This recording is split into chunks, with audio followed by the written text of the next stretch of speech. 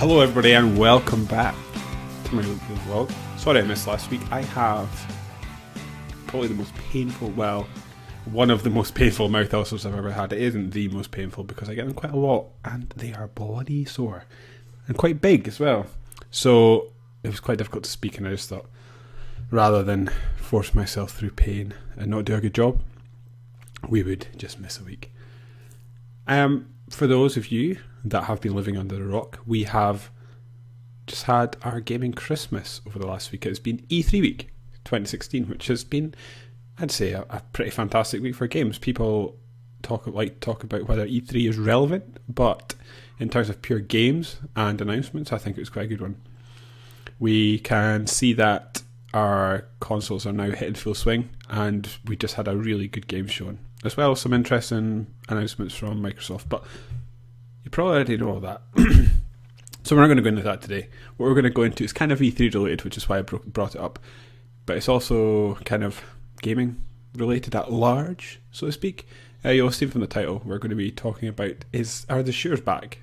They kind of are. Did they ever really go anywhere? I'm not really sure. So let's talk about that for a little while. My PlayStation still lives, as you can see. It still has the post-it note sitting underneath it. That was a good point. I'm getting good at this. Anyway, yeah, it's still alive. So I thought, well, since it's living, I have a quiet weekend ahead of me. So I went ahead and bought Doom because it seems to have been received pretty well. You can check out either at the end of this video, there'll be a link to it, or you can go to our channel, GAMERTRON UK, and you can see my games night, which I played on Friday night on Twitch and uploaded the footage onto YouTube.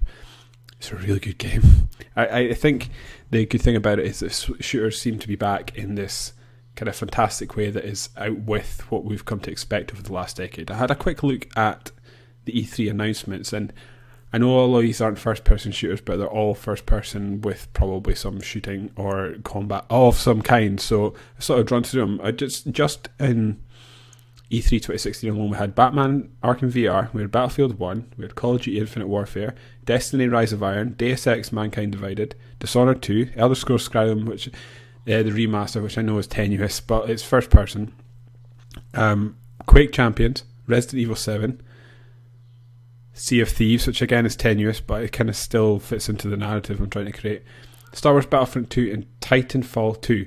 And the thing that's interesting, I think, for this is that even Battlefield 1 and Call of Duty Infinite Warfare, the first-person shooter games that are kind of the almost the tentpole franchises of the genre, they are trying to do something very different, and I think that's quite exciting. We've seen that with Doom, again, which is why I brought it up, in that we're moving away from these kind of dull, boring, not boring because 10 years ago they were fresh, but that was a decade ago. We're now in a state that we've been getting these modern military shooters for, like I said, a decade, and I think at least for the moment it's played out. We're seeing EA with Battlefield move back to World War One, and I think we'll probably see World War Two come back in a big way, because I want to say it's 2005 that the last World War Two video game came out, which would have been Call of Duty. It was the fifth one, World at War, which means we have children that were. Oh, they could have. Well, if they were born in the year it came out, they would be 11 now. Meaning that to be old enough to play these games, they would have had to have been 7, and they would be able to play a World War II shooter now, because they tend to be 18-year-old games, and that's long enough now that there's a whole fresh new audience, and the people that were jaded at the time are now interested again. So I think we'll probably see that come back in years to come. But something that I'm quite interested in is the fast-paced, hero-orientated arena shooters that seem to be making a comeback, a la Quake, which makes it interesting that we've seen id announce a new one. The thing that makes these games different is that they kind of do away with the traditional leveling system, so generally I'll see how they'll integrate that a bit further. They also kind of put an emphasis on different classes, as you can see via Overwatch, I think it's called, which puts that, it's almost like a MOBA first-person shooter in a way.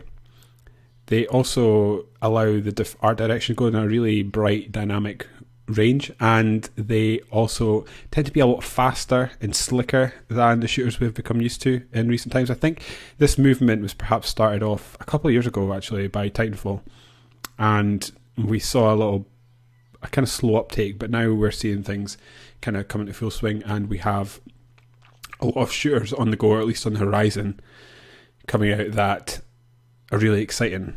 I mean, this month alone, like I said, we had Doom come out, and Mirror's Edge, which has been kind of come out to middling reviews. However, it's still it's do something different, or at least different enough that I don't think has really been done outside of Mirror's Edge, the first one. And I'm quite excited by that. I think it's going to be a great year. And what I kind of wanted to postulate in this conversation was whether this is the kind of triumphant return of the first-person shooter, or whether I'm an outlier and shooters never really went away. I think Bioshock Infinite, I even got bored with that one to an extent, which I know is blasphemy to a lot of people, but I think around that period, which is what was it, 2012, 11, 12, 13 kind of time, and I haven't really been interested in the first-person shooter genre since. I've enjoyed the Halo games, but again, they haven't really changed much in their lifetime. Even though we now have a new developer, they're still kind of the same old thing. And other than that, I've really kind of distanced myself from shooters. However, recently, with Doom being so good, Mirror's Edge has kind of caught my fancy a little bit, and the two big shooters, Call of Duty and Battlefield, really have my attention, and I feel myself considering which one I want to get, which is also worrying me, because I kind of also want Titanfall 2, which means for the first time there's 3 shooters that I really want to play, and again, that has not happened in as long as I can remember, and I think that's really exciting. So that's kind of how I feel about shooters.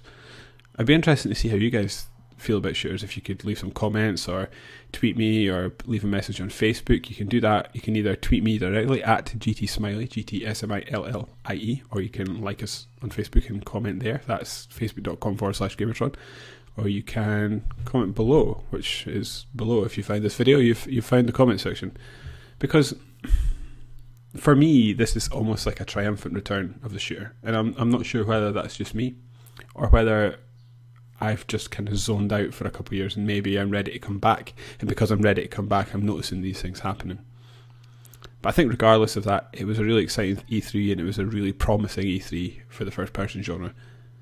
And that can only be a good thing for people that like those types of games. And it can only be a good thing for people that don't like those types of games, because they promote innovation and they push the industry forward. So, yeah, that's it. And with that, I suppose I'm going to go and watch England play Slovak. I've forgotten who they're playing. How bad is that? Don't tell Alex. And with that, I've been David. This has been the weekly vlog, and we are GAMERTRON, and I'm out.